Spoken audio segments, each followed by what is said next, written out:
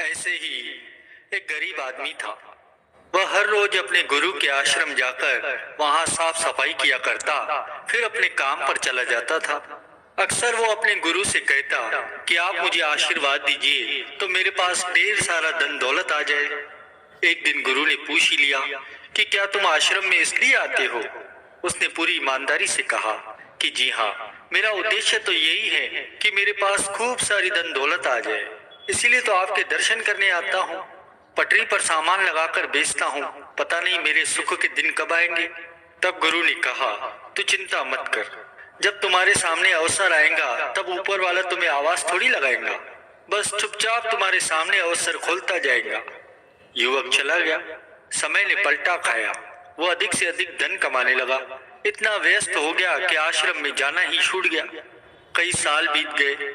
वह एक दिन सुबह ही आश्रम पहुंचा और साफ सफाई करने लगा।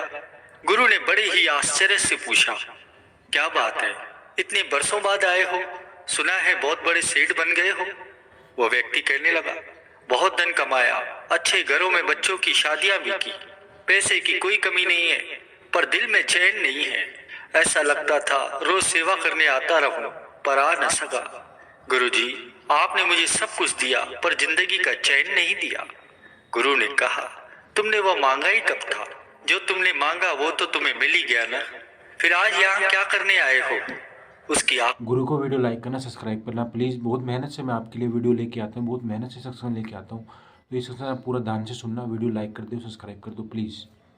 आंखों में आंसू भर आए। गुरु के चरणों में गिर पड़ा और कहने लगा, अब कुछ मांगने के लिए सेवा नहीं करूंगा, बस दिल को शांति मिल जाए। गुरु ने कहा, पहले तय कर ले कि अब कुछ मांगने के लिए आश्रम की सेवा नहीं करोगे, बस मन की शांति के लिए आओगे। गुरु ने समझाया कि चाहे मांगने से कुछ भी मिल जाए, पर दिल का चैन कभी नहीं मिलता, इसलिए सेवा के बदले कुछ मांगना नहीं है। वो व्यक्ति बड़ा ही उदास होकर गुरु को देखता रहा और कहने लगा, मुझे कुछ नहीं चाहिए, आप बस मुझे सेवा करने दीजिए। सच में मन की शांति सबसे अनमोल है। प्रेमियों, फौज की एक परंपरा होती है कि जो भी सैनिक अपने बॉस का आदेश बिना सवाल के, बिना संशय के मानता जाता है, तत्परता के साथ, वही सक्षम सैनिक होता है। सैनिक यदि अपना दिमाग न खोकर जाए तो वह दुश्मन पर गोली चला ही नहीं पाएगा। सभी सैनिक की बेसिक ट्रेनिंग होती है, जिसमें उसे शरीर से सक्षम और दिमाग से खाली बनाने की कोशिश की जाती है। जिसने अपने को पूरा समर्पित कर दिया देश के वास्ते, वही सच्चा सैनिक बनता है। ऐसी ही प्रक्रिया हमारे सद्गुरुदेव महाराज जी की चयन की है। हम सभी संगत को श्री आनंदपुर बुलाकर अपने पावन श्री दर्शनों से निहाल कर, श्री प्रवचन सुनाकर, लंगर खिलाकर शारीरिक तौर पर सक्षम और दिमागी तौर पर खाली होने की प्रेरणा देते हैं। कब तक हम अपना दिमाग रखेंगे? हर बात में लॉजिक खोजते रहेंगे। दिमाग को शून्य करना है, तब कहीं जाकर सद्गुरुदेव महाराज जी के कृपा के पात्र बनकर उनके विरलों की फौज में भर्ती होने का सोच सकते हैं। सच में ये राह बड़ी आसान है। यदि एक बार पूरी तरह अपने को समर्पण दे दिया, कुछ भी करना नहीं होता।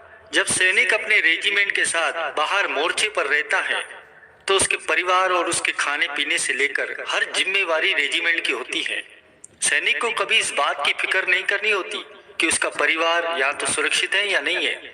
ये व्यवस्था हमारे सैनिक को पूरे समर्पण के साथ अपने कार्य पर फोकस करने में मदद करती है। अब ये जो व्यवस्था है, ये इंसानों द्वारा ही मुहैया कराई जाती है, जहाँ भावना और प्रकृति के नियम पर कोई नियंत्रण नहीं है।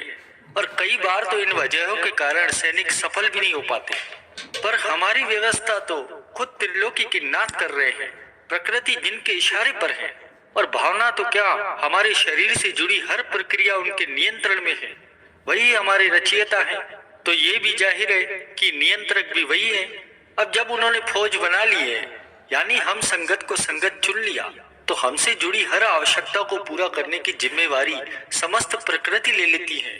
हमें कुछ करना नहीं होता। हमें तो बस अपने सद्गुरु द्वारा दिए हुए पांचों नियमों पर चलते जाना है, जो है अपने को शुद्ध भाव में बनाए रखना है। सद्गुरुदेव महाराज जी हमारा हाथ पकड़े हुए हैं, डगमगाए तो हमें संभाल ही लेंगे।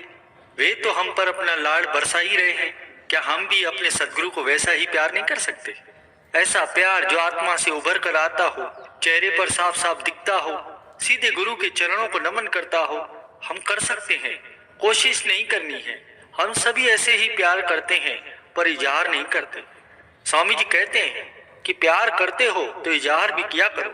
हमारे सदगुरुदेव महाराज जी बड़े ही प्यारे हैं। उनसे मिली नजर कि मेरे होश उड़ गए।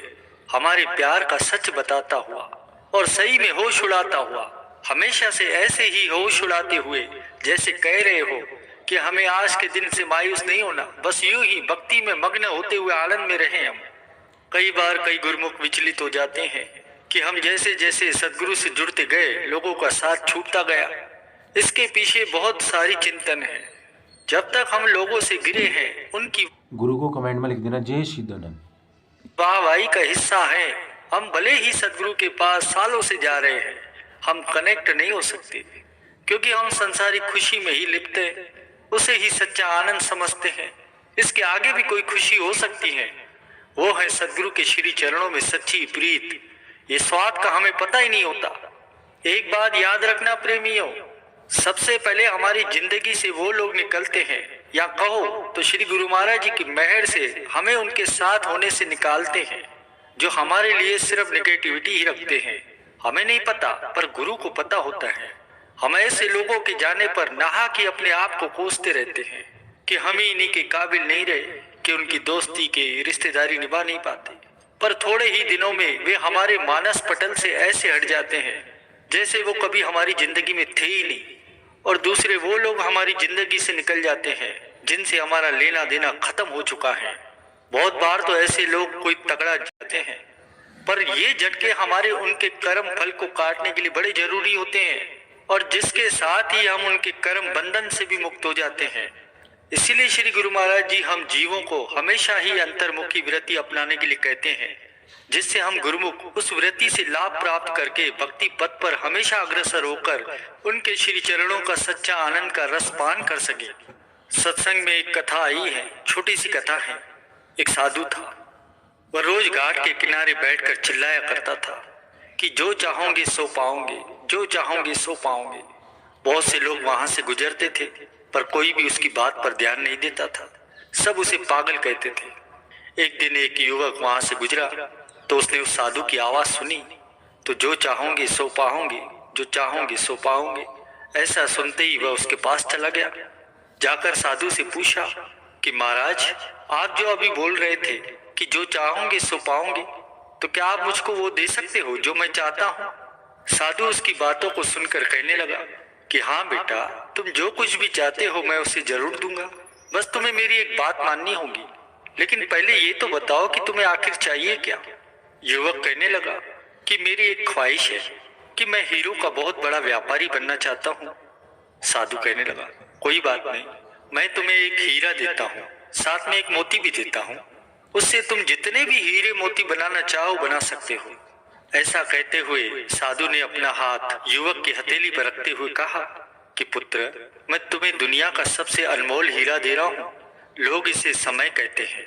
इसे तेजी से अपनी मुट्ठी में पकड़ लो, इसे कभी मत गंवाना। तुम इससे जितने चाहो उतने हीरे बना सकते हो। अब युवक अभी कुछ सोच ही रहा था कि साधु उसकी दूसरी हथेली पर कुछ पकड़ते हुए कहने लगा कि पुत्र, इसे पकड़ो, ये दुनिया का सबसे कीमती मोती है। लोग इसे धैर्य कहते हैं। जब कभी समय देने के बावजूद परिणाम न मिले तो इस कीमती मोती को धारण कर लेना। याद रखना, जिसके पास ये दो मोती हैं वह दुनिया में कुछ भी प्राप्त कर सकता है।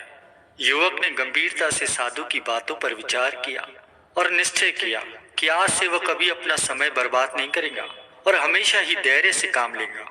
ऐसा सोचकर उसने हीरो के एक बहुत बड़े व्यापारी के यहाँ काम करना शुरू कर दिया और अपनी मेहनत और ईमानदारी के बल पर एक दिन खुद भी हीरो का बहुत बड़ा व्यापारी बन गया। समय की कद्र और धैर्य का धारण दो ऐसे गुण हैं जिसके बिना सफलता केवल एक स्वप्न है। जो भी सफलता के शिखर पर पहुंचना चाहते हैं वह समय की कद्र करे, धैर्य रखे। हमारे सदगुरुदेव महाराज जी, श्री तृतीय पातशाही गुरु महाराज जी अक्सर अपने वचनों में ये फरमाया ही करते थे कि समय की कद्र करो गुरुमुखों, समय की कद्र करो। गुरु को वीडियो लाइक करना, सब्सक्राइब